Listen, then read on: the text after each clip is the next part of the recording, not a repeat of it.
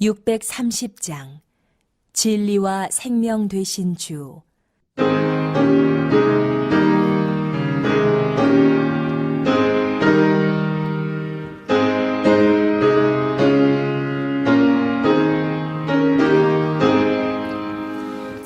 진리와 생명 되신 주, 이번을 바치옵니다. 믿음과 소망 사랑에 악마를 내게 하소서.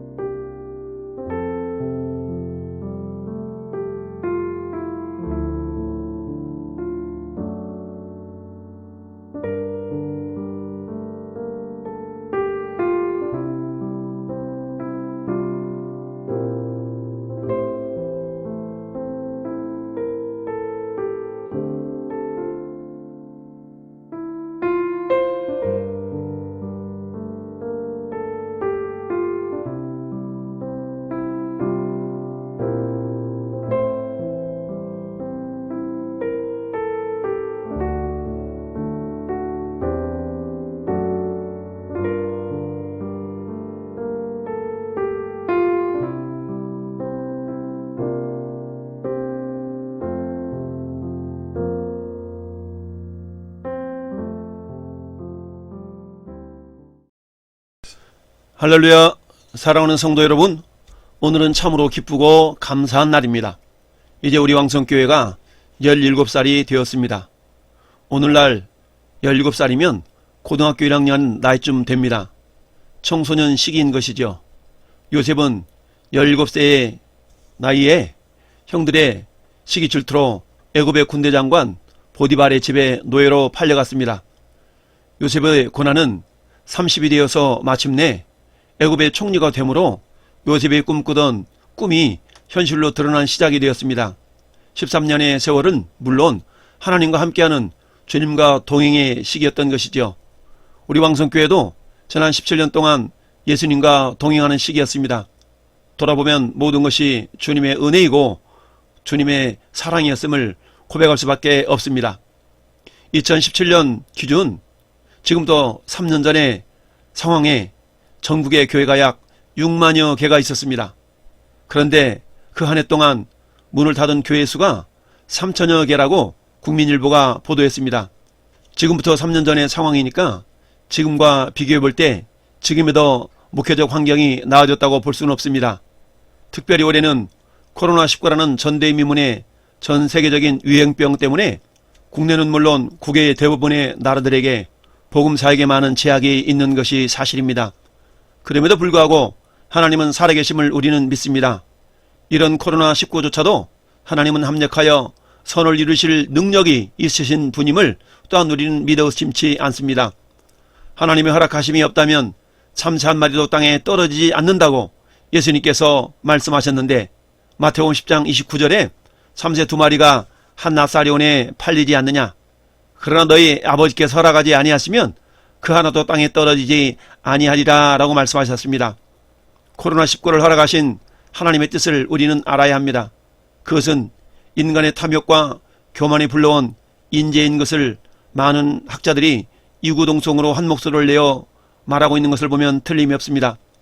그리고 성경에서도 많은 자연재해는 하나님의 징계의 수단으로 사용된 것을 볼 수 있습니다. 애굽에서 이스라엘 백성들을 구원해내실 때에도 10가지의 재앙은 대부분이 자연 재앙을 사용하셨던 것입니다.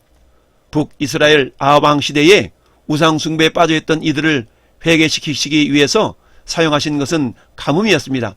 그렇다면 우리들이 오늘날 전 세계적으로 유행하고 있는 전염병인 코로나19 역시도 우연의 산물이 아닌 하나님의 징계의 도구로 생각해 보아야 합니다. 물론 믿지 않는 자들에게는 이것이 그저 우연히 발생한 전염병으로 치부하겠지만 우리 성도들은 이것이 우연이 아닌 하나님의 뜻이라는 것을 우리가 깨달아 알아야 합니다. 그것은 하나님을 떠나 내 마음대로 살았던 지난날을 회개하고 예수님을 목자로 삼는 삶으로 되돌아올 것을 말씀하고 계신 것입니다. 오늘 우리 왕성교회 설립 17주년을 시점으로 다시 한번 우리들의 신앙을 점검하고 코로나19의 위협 속에서도 또한 정부의 교회를 향한 어이없는 은밀한 박해에도 불구하고 하나님을 향한 우리의 예배와 하나님을 향한 사랑은 더욱더 성숙해져 가야 할 줄로 믿습니다. 여러분, 교회란 무엇입니까? 오늘 본문에서 예수님은 베드로의 신앙 고백을 들으시고 이렇게 말씀하셨습니다. 너는 베드로라, 내가 이 반석 위에 내 교회를 세우리니 음부의 권세가 이기지 못하리라고 말씀하셨습니다. 이 땅의 모든 교회는 예수님의 교회인 것입니다. 왜일까요? 그것은 예수 그리스도께서 핏값을 주고 사신 성도로 교회가 이루어지기 때문입니다. 사도행전 20장 28절에 여러분은 자기를 위하여 또는 온 양떼를 위하여 삼가라. 성령이 그들 가운데 여러분을 감독자로 삼고 하나님이 자기 피로 사신 교회를 보살피게 하셨느니라 라고 바울 사도는 3차 선교 순례를 마치고 선교 본부인 안디옥 교회로 오기 전 에베소 교회 장로들을 밀레도라는 항구 도시로 불러서 말씀하는 장면입니다. 이곳에서 바울 사도는 여러분을 감독자로 삼고 하나님이 자기 피로 사신 교회를 보살피게 하셨다라고 말씀하고 있습니다. 즉 교회는 예수님의 피를 믿는 믿음의 공동체인 것입니다. 예수님의 피로 교회를 사셨기 때문에 교회의 주인은 예수님이십니다. 주인이라는 말은 다르게 표현하면 교회의 머리라는 말씀입니다. 에베소서 1장 22절에 또 만물을 그의 발 아래 복종하게 하시고 그를 만물 위에 교회의 머리로 삼으셨느니라 라고 말씀합니다. 또한 에베소서 5장 23절에도 이는 남편이 아내의 머리됨이 그리스도께서 교회의 머리됨과 같음이니 그가 바로 몸의 구주시니라 라고 말씀합니다. 골로새서 1장 18절에도 그는 몸인 교회의 머리시라 라고 말씀하고 있습니다. 왜 예수님의 피가 중요합니까? 그것은 주님 말씀에 인간의 모든 죄를 사하는 유일한 길이기 때문입니다. 히브리서 9장 22절에 율법을 따라 거의 모든 물건이 피로써 정결하게 되나니 피 흘림이 없은즉 사함이 없느니라 라고 말씀합니다. 뿐만 아니라 요한일서 1장 7절에도 그가 빛 가운데 계신 것 같이 우리도 빛 가운데 행하면 우리가 서로 사귐이 있고 그 아들 예수의 피가 우리를 모든 죄에서 깨끗하게 하실 것이요 라고 말씀합니다. 교회 성도들은 예수님의 보혈로 죄사함 받은 성도들의 공동체인 것이죠. 히브리서 9장 14절에도 하물며 영원하신 성령으로 말미암아 흠없는 자기를 하나님께 드린 그리스도의 피가 어찌 너희 양심을 죽은 행실에서 깨끗하게 하고 살아계신 하나님을 섬기게 하지 못하겠느냐라고 말씀합니다. 예수님의 보혈은, 예수님의 피는 우리 모든 사람들의 죄를 사해 주시는 것뿐만 아니라 양심까지도 깨끗하게 할 수 있는 능력의 보혈이 되는 것입니다. 예수님의 피를 상징하는 것이 과거 이스라엘 백성들이 출애굽에서 종살이할 때에 이스라엘 백성들이 머물고 있는 고센 땅에서 제정하신 유월절 절기에 흠없는 양이나 염소의 피인 것이죠. 따라서 유월절의 은혜를 아는 것은 곧 예수 그리스도의 보혈을 공로로 알고 예수 그리스도를 주와 구주로 믿고 사는 것이며 교회는 이와 같이 유월절의 은혜를 아는 사람들의 공동체를 말씀하고 있습니다. 교회는 원어로 말하면 에클레시아라는 말입니다. 이는 불러내다 하는 의미가 담겨져 있습니다. 즉 세상에서 영적인 도둑인 마귀의 통치 아래 있었던 사람들을 예수님의 피로 사서 교회를 삼았다는 것을 바울 사도는 사도행전 20장 28절에 말씀하고 있는 것입니다. 그렇다면 마귀의 종되었던 사람들 가운데 누구를 불러냈습니까? 그것은 분명한 신앙 고백이 있는 자들입니다. 그래서 예수님께서 오늘 본문에서 예수님은 질문을 던지고 있는 것입니다. 먼저 예수님은 일반 사람들의 견해를 제자들에게 묻습니다. 13절 말씀에 예수께서 빌립보 가이사랴 지방에 이르러 제자들에게 물어 이르시되 사람들이 인자를 누구라 하느냐? 이르되 더러는 세례요한, 더러는 엘리야, 어떤 이는 예레미야나 선지자 중에 하나라 하나이다. 빌립보 가이사랴 지역은 이스라엘 북쪽 경계에 해당되는 지역입니다. 예수님께서 굳이 이곳 변방까지 오셔서 제자들에게 자신을 누구로 알고 있는지를 질문하셨을까요? 그것은 예수님께서 평소 제자들에게만 어떤 구원의 진리를 전수하시고자 할 때마다 가르침의 방해를 받지 않으시려고 인적이 드문 시간과 장소에서 가르치셨던 경우가 많았습니다. 따라서 오늘 본문에서 밝혀질 교훈 역시 그 내용이 상당히 중요할 뿐 아니라 만일 예수님이 살아계신 하나님의 아들 되심이 공개될 경우 바리새인과 사두개인들의 반발 또한 상당하였을 것이기 때문입니다. 따라서 예수님께서 이를 미리 예견하시고 자신의 사역에 불필요한 요소나 방해를 받지 않도록 가이사랴 빌립보까지 장소를 옮기신 것입니다. 이와 같은 사실에서 불필요한 분쟁이나 소요를 피하시는 지혜로운 예수님의 모습을 발견할 수가 있는 것입니다. 세상 사람들의 예수님에 대한 평가가 매우 다양한 것을 볼 수 있습니다. 단지 예수님께서 당신의 제자들에게 물으셨던 그 당시에만 그랬던 것은 아닙니다. 그 복음이 온 땅에 전파된 오늘날에 이르기까지 예수 그리스도에 대한 세상 사람들의 평가는 매우 다양합니다. 혹자는 예수 그리스도를 위대한 스승이었다라고 평가하며 혹자는 탁월한 종교 지도였다라고 평가하고 또 다른 사람들은 예수 그리스도를 4대 성인 중 한 사람이라고 평가하기도 합니다. 그리고 심지어 어떤 사람들은 예수 그리스도를 인류 역사상 가장 위대한 인물이었다라고 평가하기도 합니다. 그러나 세상 사람들이 이처럼 다양한 말로 예수 그리스도를 호평한다고 할지라도 그들은 하나님 앞에서 인정될 수가 없었으며 오히려 하나님을 대적하는 자들로 평가되어 영원한 멸망에 처해질 수밖에 없는 것입니다. 무엇 때문일까요? 그것은 바로 그들이 예수 그리스도를 알기는 알지만 바로 알지 못하였기 때문입니다. 즉 그들은 역사상 존재하였던 한 인간으로서의 예수는 알았지만 인간을 구원하시기 위해서 이 땅에 오신 그리스도이시며 하나님의 아들로서 예수 그리스도는 알지도 믿지도 못하였기 때문에 그의 대속의 피로 말미암는 죄사함과 구원의 은총을 맛볼 수가 없었던 것입니다. 그렇습니다. 세상은 그리스도를 알되 제대로 알지 못합니다. 따라서 그들이 예수 그리스도에 대하여 아무리 다양하게 긍정적으로 평가를 내린다고 할지라도 그 평가는 절대로 정당한 평가가 될 수 없으며 또한 그들에게 아무런 유익도 줄 수가 없는 것입니다. 그러므로 우리는 예수 그리스도에 대한 세상의 평가에 귀 기울이고 그 평가에 따라서 부하내동하는 어리석은 자가 되어서는 안 되겠습니다. 오직 성경이 말하는 그대로 예수를 그리스도요 하나님의 아들로 믿고 전심으로 섬기는 우리 왕성교회 성도들이 되어야 할 것입니다. 그렇다면 중요한 것은 나는 주님을 누구라고 고백하고 있느냐는 것입니다. 13절에서 제자들을 향해서 사람들이 인자를 누구라 하느냐라고 물으셨던 예수님께서 15절에서는 그렇다면 너희는 나를 누구라 하느냐라고 주님이 질문하셨던 것입니다. 다른 사람들의 생각과 신앙이 아닌 제자들 자신의 개인적인 생각과 신앙을 말해보라는 것입니다. 이것은 제자들에게 매우 중요한 문제였습니다. 왜냐하면 이 질문에 대한 답변에 따라서 이제껏 예수 그리스도를 따라 다녔던 그들의 신앙적 수준이 평가될 수 있을 뿐 아니라 그들의 영원한 미래까지도 결정 지어줄 수 있기 때문입니다. 이것은 오늘날 우리들에게 있어서도 마찬가지입니다. 즉 오늘날 우리들에게 있어서 역시 다른 사람이 주님을 누구라고 생각하고 어떻게 고백하느냐가 아니라 바로 나 자신이 예수님을 누구라고 생각하고 고백하느냐가 중요한 것이라는 말씀입니다. 다른 사람들이 그릇된 신앙 고백을 한다고 할지라도 나는 예수 그리스도를 바로 알고 바른 신앙 고백을 할 때에 나는 그 다른 사람들과는 상관없이 구원에 이를 수 있기 때문입니다.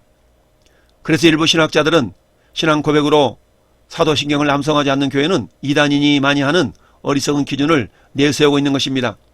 아무리 사도신경을 막힘없이 외운다 할지라도 진정 예수 그리스도가 자신의 구원자이며 자신의 주인임을 믿고 살지 않는다면 이 사람의 신앙 고백은 무의미한 것이기 때문입니다. 그리고 사도신경의 분명한 의미를 안다면 굳이 이것을 암송하지 않는다 할지라도 믿음이 없다라고 판단할 수가 없는 것입니다. 그래서 우리 교회는 성경 그대로 시편 23편을 우리의 신앙의 고백으로 하고 있는 것입니다. 물론 시편 23편만이 완벽한 신앙 고백이라고 말할 수는 없습니다. 주님은 오늘 또 우리에게 너는 나를 누구라고 하느냐라고 질문하십니다. 이 질문에 대해 과연 나는 어떻게 대답할 수 있겠습니까? 오늘 본문에서 수지자인 베드로는 그 누구의 뒤질세라 주는 그리스도시요 살아계신 하나님의 아들이십니다 라고 대답을 했습니다. 복음의 핵심을 정확하게 고백하고 있는 것입니다. 복음의 핵심은 예수께서 그리스도와 하나님의 아들이 되신다는 것입니다. 이는 예수님이 모세와 선지자들의 글에 오시리라 예언된 바로 그 구원자이시며 또한 지금도 살아서 역사하고 계신 하나님의 아들로서 하나님과 동등하신 분이라는 것입니다. 즉 우리가 복음을 믿는다고 할 때 다른 어떤 사실을 믿는 것이 아니라 바로 베드로가 고백한 대로 예수님이 인간의 구원자 곧 그리스도이시며 또한 하나님의 아들로서 하나님과 동등하신 분이라는 사실을 믿는 것이라는 말입니다. 그래서 사도 요한은 요한복음을 기록한 목적을 이렇게 표현하고 있습니다. 요한복음 20장 31절에 곧 이것을 기록함은 너희로 예수께서 하나님의 아들 그리스도이심을 믿게 하려 하며 또 너희로 믿고 그 이름을 힘입어 생명을 얻게 하려 함이라. 뿐만 아니라 요한일서 4장에서도 이렇게 말씀하고 있습니다. 요한일서 4장 15절 16절에 누구든지 예수를 하나님의 아들이라 시인하면 하나님이 그의 안에 거하시고 그도 하나님 안에 거하느니라. 하나님 우리를 사랑하시는 그 사랑을 알고 믿었노니 하나님은 사랑이시라. 사랑 안에 거하는 자는 하나님의 안에 거하고 하나님도 그의 안에 거하시느니라 라고 고백하고 있습니다. 그렇습니다. 바른 신앙 고백에는 주님의 칭찬이 있는 것을 보게 됩니다. 베드로의 바른 신앙 고백을 들으신 예수님은 기뻐하시면서 베드로를 칭찬하셨습니다. 17절에 바요나 시몬아 내가 복이 있도다 이를 내게 알게 하니는 혈육이 아니요 하늘에 계신 내 아버지시니라 라고 말씀하십니다. 바요나는 요나의 아들이란 뜻입니다. 바른 신앙 고백은 복이 임해 있다는 증거이죠. 그 복은 예수 그리스도이십니다. 그런데 예수 그리스도에 대한 분명한 신앙은 저절로 생기는 것이 아니고 또한 혈육을 통해서도 알 수 있는 것이 아닙니다. 그것은 오직 하나님께서 스스로 인간이 되어 오셔서 자신을 계시하셨기 때문에 알 수가 있는 것입니다. 인간 스스로 알 수 없기에 하나님께서 친히 알게 하신 것이라는 말씀입니다. 이것을 은혜의 계시 또는 계시의 은혜라고 말씀할 수 있습니다. 베드로를 향해 복 있는 자라고 말씀하신 하나님은 오늘날에도 동일한 원리로 우리들에게 복을 주십니다. 따라서 저와 여러분들에게는 하나님 은혜에 대한 분명한 신앙 고백이 있어야 합니다. 만약 저와 여러분들이 베드로와 같은 분명한 신앙 고백을 하고 있는 것은 이미 기적을 체험하고 있는 것이라는 뜻이죠. 왜냐하면 그것은 스스로도 혈육으로도 불가능한 일이기 때문입니다. 이 복을 받은 저와 여러분들은 동일한 믿음의 고백을 통해서 이 땅에서 왕성교회 성도들로 부르심을 받아 함께 예배하는 공동체를 이룰 수 있고 하나님의 특별하신 보호와 인도하심 가운데 살아갈 수가 있게 되었습니다. 또한 이 땅에 생을 마치는 순간에는 하나님의 나라에서 영생 복락을 누리는 특권을 누릴 수가 있게 되었습니다. 세상에서 이보다 더 큰 축복이 어디 있겠습니까? 이 사실을 여러분들이 믿고 있나요? 이처럼 예수 그리스도에 대한 바른 지식과 믿음은 이 땅에서 살아가는 날들 동안에 우리들에게 임하여야 하는 가장 중요한 것입니다. 사도 바울은 이러한 진리를 깨달았기에 그리스도를 아는 지식의 고상함을 인하여 모든 것을 해로 여기며 또한 그를 위하여 모든 것을 배설물로 여긴다라고 빌립보서 3장에서 고백하고 있습니다.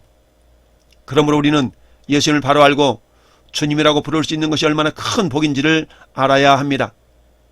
요한복음 17장 3절에 영생은 곧 유일하신 참 하나님과 그가 보내신 자 예수 그리스도를 아는 것입니다 라고 말씀합니다. 예수 그리스도가 하나님의 비밀인 것이죠. 그 안에는 하나님의 지혜와 지식의 모든 보화가 감춰져 있다라고 골로새 교회를 향해서 사도 바울이 말씀하고 있습니다. 따라서 우리는 날마다 주님을 아는 지식을 귀하게 여김으로 말미암아 항상 하나님의 말씀을 대하고 그 말씀을 통하여 주님을 바라할 수 있도록 성령의 도우심을 구하는 성도가 되어야 할 것입니다. 또한 진정한 교회는 바른 신앙 고백 위에 세워집니다. 18절에는 예수님은 베드로의 신앙 고백을 칭찬하시면서 그 신앙 고백 위에 예수님의 교회를 세우시겠다고 말씀하셨습니다. 그런데 예수님의 교회는 음부의 권세 즉 마귀 사단에 의해서 결코 쓰러지지 않는 믿음의 공동체가 된다는 것입니다. 마태복음 16장 18절에 또 내가 내게 이르노니 너는 베드로라 내가 이 반석 위에 내 교회를 세우리니 음부의 권세가 이기지 못하리라. 베드로의 본명은 시몬이었습니다. 시몬은 당시 흔한 이름이었습니다. 그런데 예수님께서 그 이름을 베드로라고 불러주셨던 것입니다. 베드로는 반석이라는 뜻이죠. 이름이 바뀌었다는 것은 하나님께서 사람을 쓰실 때에 반드시 변화시켜서 쓰신다는 것을 의미합니다. 즉 옛사람의 성품이 철저하게 예수님의 성품으로 빚어지는 만큼 쓰임받을 수가 있는 것입니다. 이 과정은 무교절의 실현을 통해서 빚어지는 것입니다. 내 지식, 내 견해, 내 뜻, 내 의지를 철저하게 하나님의 지식과 견해와 뜻과 의지에 맞춰 드릴 때에 비로소 열매 맺는 부활의 삶을 살아갈 수가 있는 것입니다. 따라서 바른 신앙의 고백의 토대 위에 세워지지 않는 교회는 주님의 교회라고 할 수가 없습니다.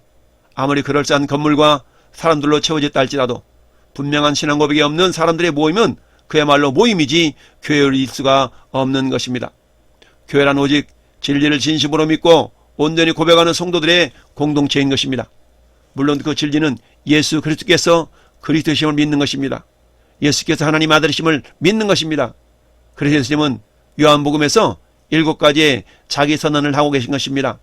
소위 말해서 에이미 에고라는 말입니다. 요한복음 6장 35절에는 예수께서 나는 생명의 떡이라 라고 말씀하셨습니다. 요한복음 8장 12절에서는 나는 세상의 빛이라고 말씀하셨습니다. 요한복음 10장 7절에서는 나는 양의 문이라 라고 말씀하셨습니다. 요한복음 10장 11절에서는 나는 선한 목자라. 11장 25절에는 나는 부활의 생명이라.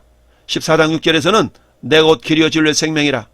그리고 요한복음 15장 1절에 마지막 7번째 나는 참 포도나무라 라고 말씀하고 있습니다. 따라서 우리 교회는 예수께서 선언하신 위의 7가지 에고의 의미를 신뢰하고 받아들이며 주님의 진정한 제자들로 자라가야 할 줄로 믿습니다. 사랑하는 성도 여러분, 우리는 교회 안에서 바른 신앙 고백을 속히 회복해야만 하겠습니다. 그저 교회의 형식적인 고백으로서가 아니라 성도 한 사람 한 사람의 진실된 신앙 고백으로서 바른 신앙이 고백되어지도록 해야만 하겠습니다. 따라합시다.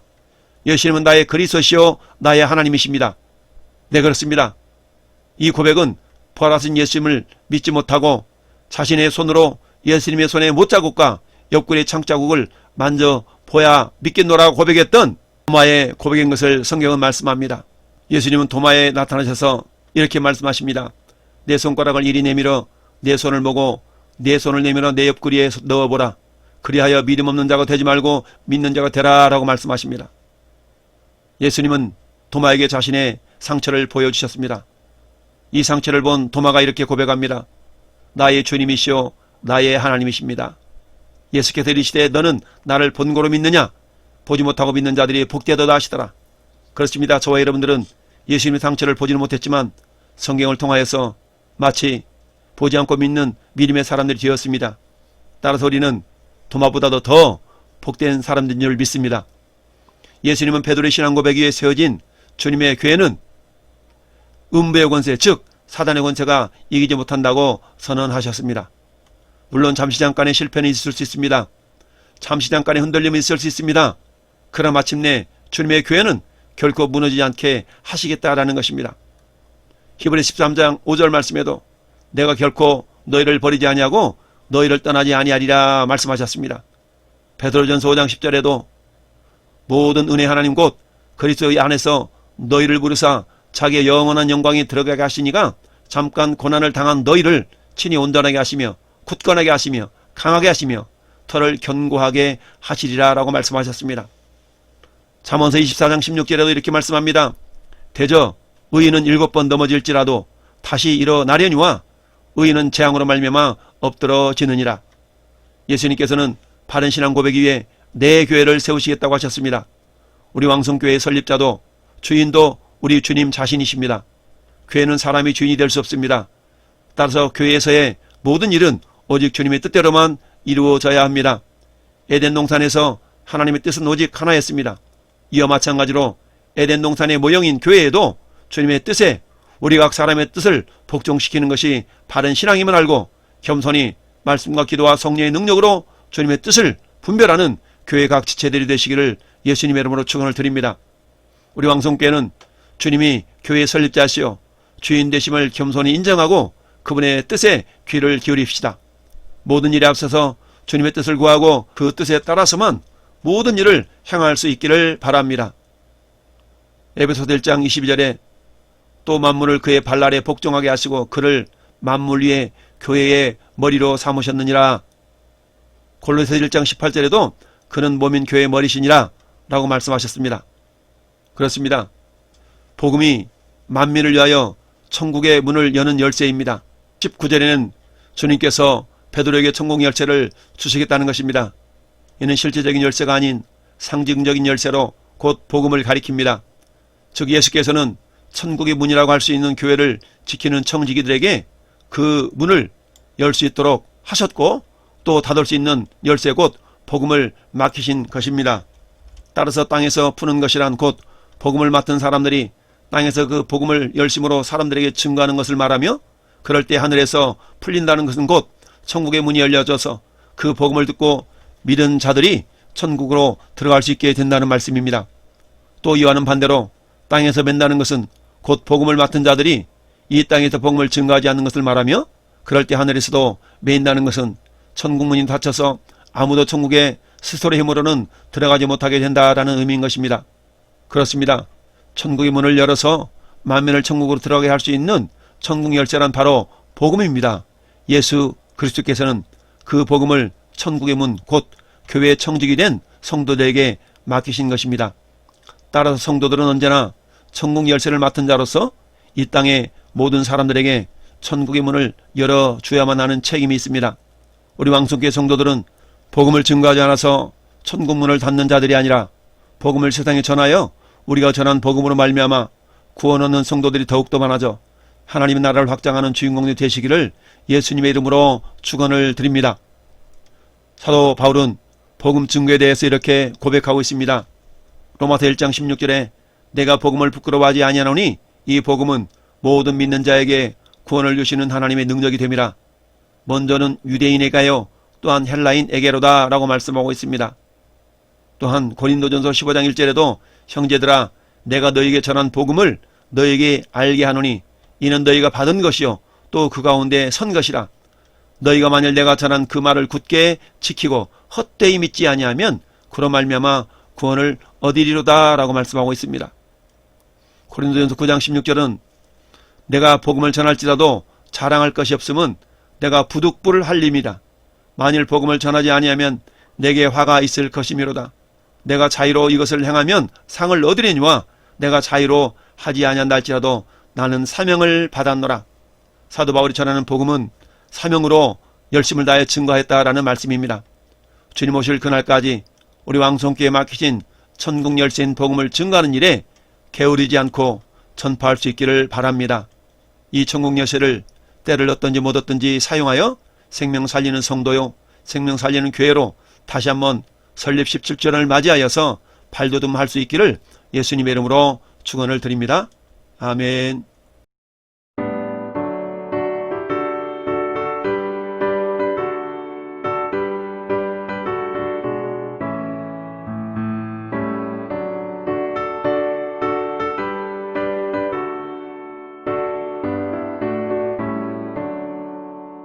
내 주 하나님 넓고 큰 은혜는 저 큰 바다보다 깊다. 너보다